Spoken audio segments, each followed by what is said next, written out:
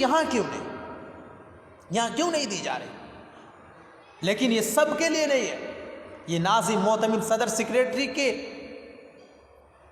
تنخواہ جاری ہے، ان کو سیلری مل رہی ہے، ان کا گھر بھی بن رہا ہے، ان کے لڑکے لڑکیوں، ان کے بھائیوں کی شادیاں بھی ہو رہی ہیں، اچھے اچھے کپڑے بھی سلوائے جا رہے ہیں، ان کے لیے پیسے ہیں کیونکہ بیت المال ان کے ہاتھ میں ہے، ان کے باپ کی پونجی ہے۔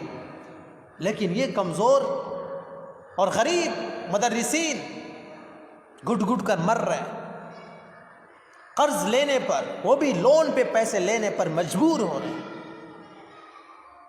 افسوس ہے اس سسٹم پر، اس نظام پر، رونا آتا ہے۔ کب یہ سسٹم بدلے گا؟ کب یہ نظام بدلے گا؟ ان چند لوگوں نے، چند افراد نے قوم کے مائنڈ کو ہیک کر لیا، جو نہ سوچتی ہے، نہ ان کے منصوبہ بندیوں کے اوپر غور و فکر کرتی ہے، جو قوم نہ ان سے سوال کرتی ہے کہ ایسا کیوں کر رہے ہیں۔